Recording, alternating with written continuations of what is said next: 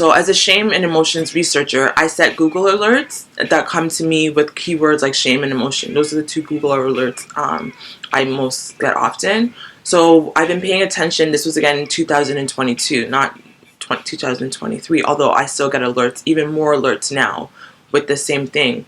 And one of the themes globally, the topic that I was seeing was this, and it was coming from politicians, news commentators, journalists were using this language, public opinion was using this language. Folks are using the adage, shame on you. And it's like more and more. This was 2022 when I wrote it, because I was getting all those Google alerts for shame. And even now, April 10th of 2023, I still get those alerts, right? Even when I go on social media, people are using the language of shame. Shame on you, shame on you. What is that? You know, why do we think that shame on you, it will actually shame people? Because we understand as humans, we know that the power of words and the language in moving people. This is what shame does. Hopefully to get you to conform to an ideal that we think that we can shame them into, right? I keep driving this message home. I sound like a broken record at this point. Shame is about manipulation, it's about power, it's about control, it's about domination, it's about getting people to conform. Whether that's for a good reason, if somebody messed up and you needed to be accountable, bullying or shaming them might get them to change and like apologize, right? Other times, shaming somebody might end up in suicide, or it might end up in death. There's so many different ways on the spectrum scale. On the spectrum, people are like, she's so whatever. On the spectrum of shame, that can either be very positive and productive or very disastrous, right? But we understand that in the past, shame on you, that might have worked on me. I would have shriveled up at the thought of someone seeing me as shameful or thinking that I was deserving of shame. So we understand that when we say shame on you, we hope that that person feels shame.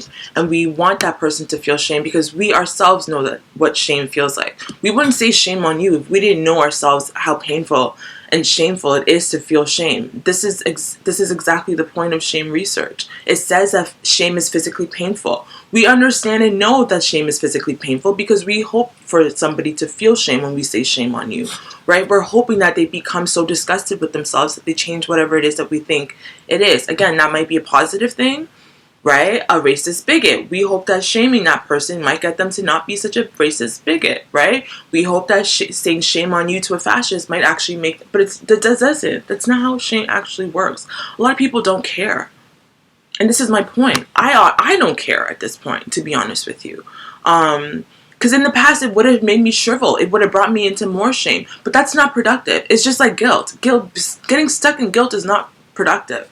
What does it do to say, oh my God, I did bad, I did bad, I did bad, I did bad, I'm sorry, I'm sorry, I'm sorry.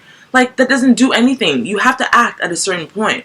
Same thing with shame. You can shame and say shame on you, shame on you, shame on you. But that's not, it goes in one ear and out the other. People are not actually feeling shame.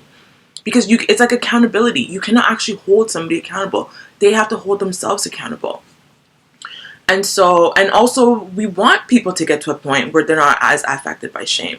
You want to be able to heal shame so when people are projecting onto you, you're not feeling it in that way. Shame, like all emotions, are also healthy, right? You need a certain amount of shame in order to stay intact with community morals, guidelines. Shame shows us that we're violating community guidelines, right? It makes us know that we just breached something. And so you do need a healthy amount of shame in order to live in a way that is respectful of other people, right? You need some sort of oh wow, I am wrong. I can be a mistake. No, I can't be a mistake. You're not a mistake. But like, you need that sense of like, because if you think you're perfect, and a lot of people think they're perfect, and that also leads to a sense of shame that's rooted in hyper pride, which is not good either. Having too much pride is not good either. I'm getting off topic. But after years of studying shame and working on healing my shame, sometimes this is a daily practice, right? Working on shame is a daily practice, just like healing, just like anything else. So I find this quite juvenile now when I see people saying shame on you to other people. Just like, it's hilarious. It is manipulative, especially when conservatives use it on people. Like, it's the funniest thing because most often we're all in shame. We all feel shame. So it's just like one person projecting shame to another person at the end of the day. whether you're right or not. Like, it's just, we are all just projecting our shame, because all of us feel shame, and we can't escape that. That's just life. And especially right now, there's a way more shame circulating. Projection, deflecting, denial, delusion. These are huge themes that are raised in shame research. So I have a keen eye for when shame is being projected by someone that is often the most shameful, and they're deflecting their own shame, right? So a Google alert recently showed that a Fox News commentator, who shall remain nameless, says shame on you to those who oppose the trucker convoy in Ottawa, Canada. Again, this was in 2022. So this raised some new insights on shame on you. I thought. Seems everybody is shaming somebody nowadays. Even some of the most shameful who can't recognize their own shame. Beyond that, I imagine the power of these words, the energetic subtlety to it, the spell that was cast in the statement. Shame on you. Shame be unto you. May you be ashamed. May you have shame. May you be seen as shameful. What if we looked at these statements as curses, as hexes, as spells? So, but so many don't know or even understand the power of language, words, or manifestation in spells. Or maybe they do, which is why you do that, right? It's as a form of, like, what if we looked at it as a form of casting spells? Be mindful of the words. Words have power. They can cast spells. What spells are you putting out into the world? If you're putting out toxic, negative energy, that's likely going to return to you in tenfold. God bless you. Peace be with you. That can also be manipulative, because the same person that's saying God bless you is definitely not blessing you. So be mindful of that too. Shame on you.